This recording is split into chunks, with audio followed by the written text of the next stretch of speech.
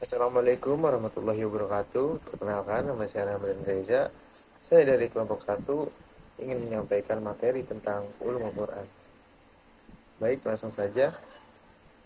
Ulumul Quran berasal dari bahasa Arab yang merupakan gabungan dua kata atau idhof, yaitu ulum dan Al-Quran.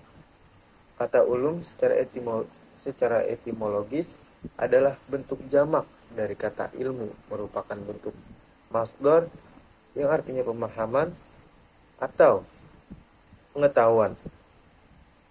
Kemudian pengertiannya dikembangkan pada berbagai masalah yang beragam dengan standar ilmiah. Menurut Al-Lihyani, kata Al-Quran merupakan kata jadian atau masdar dari kata dasar qira'a atau yang artinya membaca. Menurut Al-Asy'ari mengatakan bahwa kata Quran diambil dari kata kerja, yaitu qarana, yang artinya mentertakan, karena Al-Quran secara konsep menyertakan ayat, surat, dan huruf-huruf di dalamnya. Sedangkan menurut Al-Fara menjelaskan bahwa kata Al-Quran terdiri dari ayat-ayat yang saling menguatkan dan terdapat karena secara konsep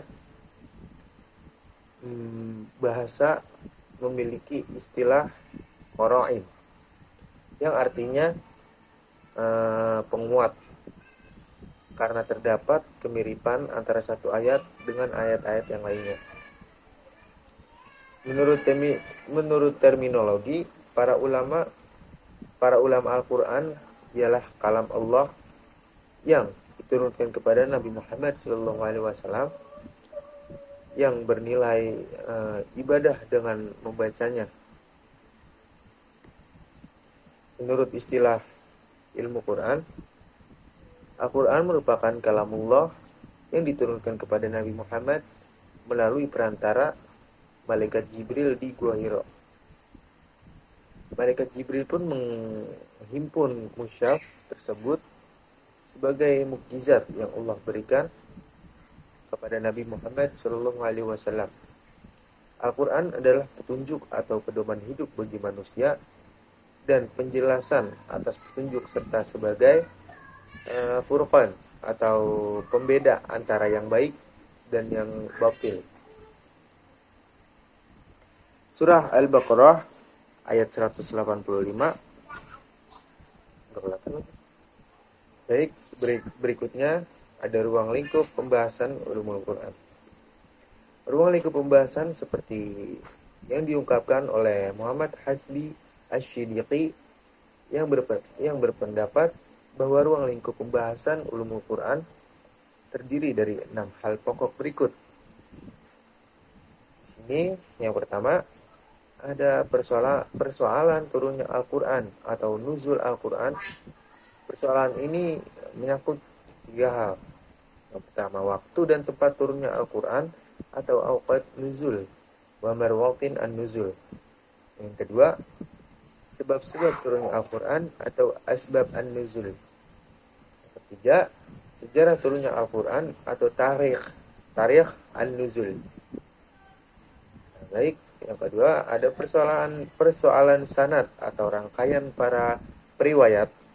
Persoalan ini menyangkut 6 hal. Yang pertama, ada riwayat mutawatir. Yang kedua ada riwayat Uhud. Dan yang ketiga riwayat syad. Yang keempat, macam-macam qiraat Nabi. Yang kelima, para perawi dan penghafal Al-Quran. Dan yang keenam, cara-cara penyebaran riwayat atau tahammul. Persoalan qiraat atau cara pembacaan Al-Quran. Persoalan ini menyangkut hal-hal berikut ini. Yang pertama, cara berhenti atau wakaf. Dan yang kedua, cara memulai atau tidak. Dan yang ketiga, imalah. Yang keempat, bacaan yang dipanjangkan atau mad. Yang kelima, meringankan bacaan hamzuh. Dan yang keenam, masukkan bunyi huruf yang sukun kepada bunyi sesudahnya atau idgham. Persoalan kata-kata Al-Quran. Persoalan ini menyangkut beberapa hal berikut ini. Yang pertama, kata-kata Al-Quran yang asing atau gharib. Yang kedua, kata-kata Al-Quran yang berubah-ubah harokat akhirnya atau ma'rub. Yang ketiga, kata-kata Al-Quran yang mempunyai makna serupa atau homonim.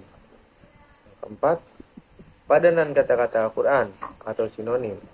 Yang kelima, isti'arah. Yang keenam, penyerupaan tasbih. Persoalan makna-makna Al-Quran yang berkaitan dengan hukum. Persoalan ini menyangkut hal-hal berikut. Yang pertama, makan umum atau am yang tetap dalam keumumannya. Yang kedua, makan umum atau am yang dimaksudkan makna khusus.